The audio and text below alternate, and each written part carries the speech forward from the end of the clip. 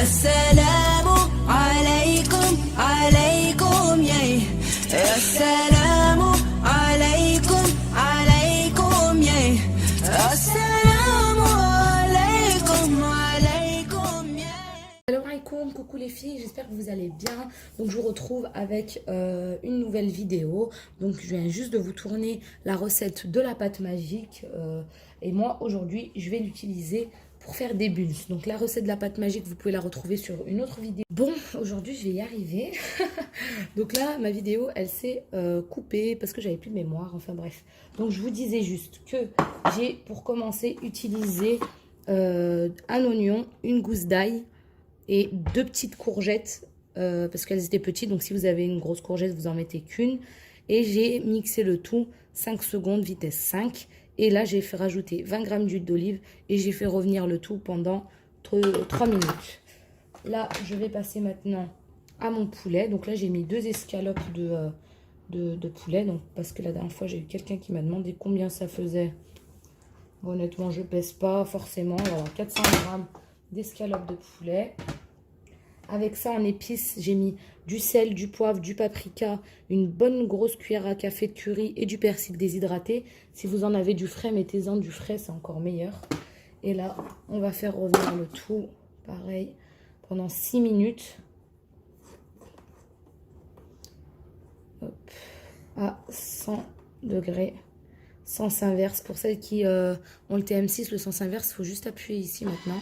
Et la vitesse mijotage. Et je vous disais que moi j'aime bien couper les courgettes en petits, en même temps que les oignons vraiment finement. Comme ça, de 1, mon fils il s'en rend pas compte. Et de 2, pour tout ce qui est farci, je préfère qu'il n'y ait pas trop des gros bouts. Donc comme ça au moins là c'est discret dans la farce. Donc là, mes 6 minutes sont passées. J'arrête de dire donc, vraiment j'ai un problème avec le donc. Vous voyez, hop, le résultat. Donc là je racle bien les parois de mon bol et je vais venir ajouter à cela une bonne cuillère à café à soupe de crème fraîche. Et là j'utilise du fromage à tartiner à fines herbes type boursin. Dans ce Carrefour, ça fera l'affaire aussi. Et je vais venir faire revenir juste 2 minutes. Même pas vraiment 1 minute, histoire de chauffer la crème. Vu que le mélange est déjà bien chaud. Pareil, à 100 degrés. On n'oublie pas le sens inverse et la vitesse mijotage. Et après, c'est prêt. Il n'y a rien d'autre à faire. Il y aura juste à former là les buns. Je vais mettre de la mozzarella, moi, en dessous ou au-dessus de chaque buns. Et voilà. Après, je vais utiliser un moule Guy de Marle. Celui-ci, le grand rond. Donc pour faire cuire de façon uniformément, mais je vais en avoir plus que 6, donc je vais faire les premiers dans les moules Guy de Marle et les autres je les lancerai comme ça parce que j'ai pas le temps de faire 2 fournées, je préfère les faire en une seule fois.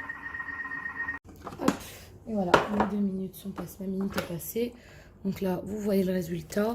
Moi ce que je vais faire c'est que je vais mettre mon panier cuisson pour filtrer parce que je veux pas qu'il y ait trop d'eau. Sinon, ça va risquer de mouiller trop les pains. Donc, je vais filtrer quand même un peu la sauce pour que l'excédent d'eau tombe dans le fond du bol. Hop, ça sent super bon le curry. Hop, vous voyez, je fais juste comme ça. Comme ça, l'eau, vraiment, l'excédent d'eau des courgettes et du poulet, vu qu'en plus il était congelé, reste en bas et ne me mouille pas trop.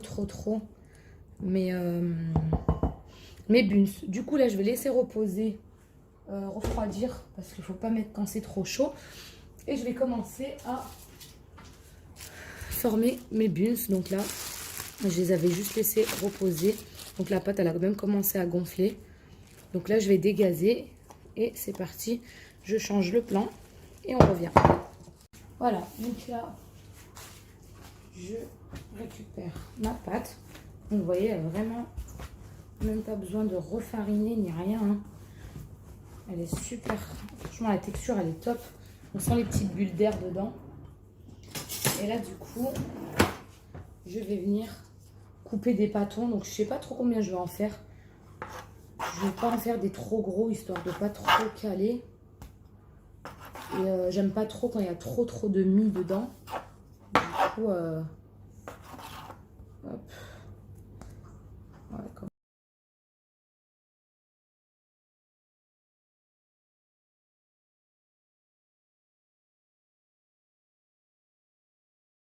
Donc là, c'est parti. On va commencer. Donc je prends un premier. Donc là, ma farce, elle est encore un peu chaude. Du coup, ce que je vais faire, c'est que je vais mettre mes mozza en dessous.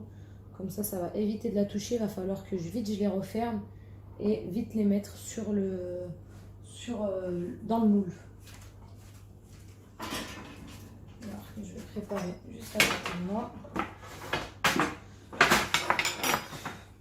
Donc là, je prends une cuillère à soupe de ma farce, donc qui est chaude. Et je vais peut-être pousser pour que vous voyez comment refermer. Donc là, le truc, c'est de ne pas trop refermer. Donc là, vraiment, vous essayez juste de mettre le minimum pour pincer sur les côtés pour pas que ça vous fasse une mie qui est trop épaisse sur le bas.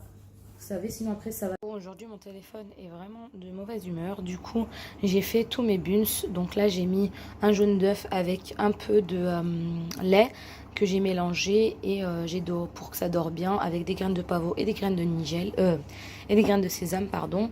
Donc là, vous voyez, je suis dégoûtée de ne pas vous avoir bien montré comment souder. En tout cas, ne laissez pas trop de pâte en dessous quand vous fermez. Sinon, ça va vous faire une mie trop grosse en bas et le dessus qui va être trop fin. Donc voilà, donc là, j'en ai fait 6.